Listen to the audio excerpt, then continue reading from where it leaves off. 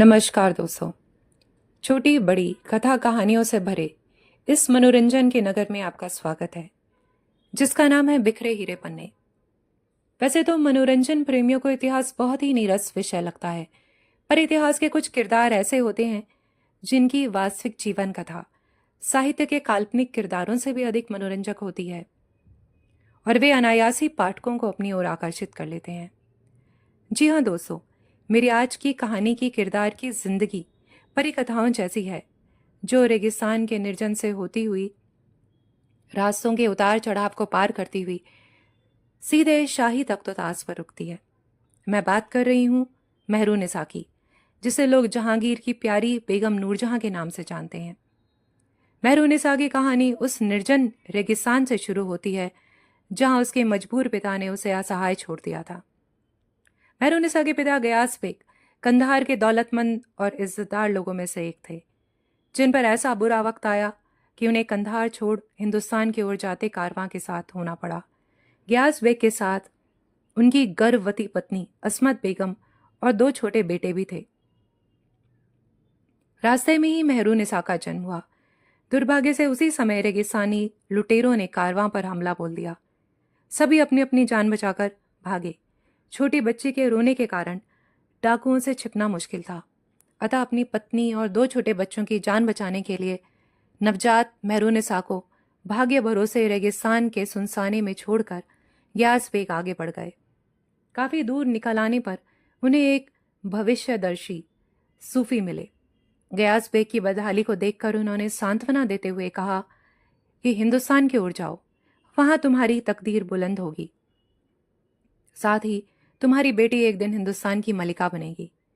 ये सुनते ही गयास बेग को अपनी गलती का पछतावा हुआ और वे बदहवास होकर मेहरुनिसा को ढूंढने निकले। उसके जिंदा रहने की उम्मीद ना के बराबर ही थी, पर उस स्थान पर पहुंचते ही गयास बेग को यकीन हो गया कि इस बच्ची पर किस्मत मेहरबान है। वह एकदम सही सलामत थी। अपने परिवार को लेकर गयास बेग मलिक मसूद के कारवां के साथ हिंदुस्तान पहुंचे। यहां उन्हें अकबर के दरबार में नौकरी मिल गई और फिर से उस परिवार के अच्छे दिन शुरू हो गए।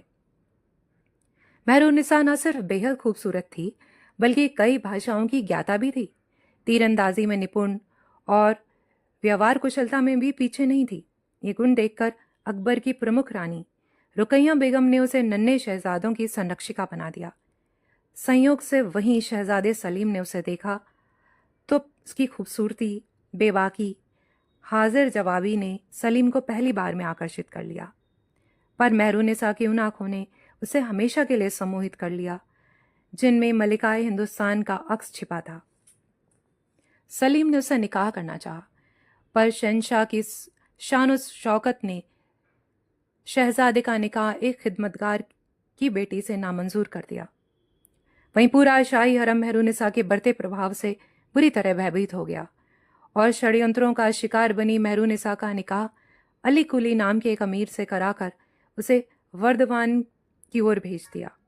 अली कुली को शेर अफगान का खिताब मिला और मेहरुनिसा को कष्टों से भरा शादीशुदा जीवन। मेहरुनिसा ने अपने दुर्भाग्य से समझौता कर ही लिया था, पर संयोग से बढ़ते प्रभाव के भ्रम में शेर अफगान ने मुगल साम्राज्य के खिलाफ विद्रोह कर दिया और पकड़े जाने पर उसकी हत्या कर दी गई। एक बार फिर मेहरुनिसा शाही हरम में सेविका के तौर पर नियुक्त कर दी गई। जहांगीर बन चुके सलीम ने जब उसे दोबारा देखा तो किस्मत का इशारा मानकर उससे निकाह कर लिया। जहांगीर अब मुगल बादशाह थे। नूरजहां की बुद्धिमानी और व्यावहारिकता ने उसे जल्दी ही बादशाह बेगम फिर मलिकाए हिंदुस्तान बना दिया। शासक के रूप में कमजोर पड़ रहे जहांगीर को मेहरुनिसा ने राजकाज में सहयोग देना शुरू कर दिया। जहांगीर ने खुश होकर उसे नूरजहां के खिताब से नवाजा, जिसका अर्थ होता है सारे जहां की रोशनी, जिसका नामो निशान रेगिस्तान में ही मिट जाता। तकदीर की धनी उस मेहरुनिसा ने बतौर मलिका अपने नाम के सिक्के चलवाए। जिसे अपनों ने रेगिस्तान में बेसहारा छोड़ा, जिसका दुश्मन शहंशाह से लेकर सारा शाही हरम था, उस मेहरुनिसा की बुलंद तकदीर ने उसे मलिकाए हिंदुस्तान बना दिया। मेहरुनिसा की शख्सियत को देखकर मशहूर शायर इकबाल की नज्म की वो पंक्तियां याद आती हैं। कुछ बात है कि हस्ती मिटती नहीं हमारी, सदियों रहा है दुश्मन अहले जहां हमारा। धन्यवाद दोस्तों। अगर आपको मेरी कहानी अच्छी लगी हो तो चैनल को लाइक और सब्सक्राइब करें।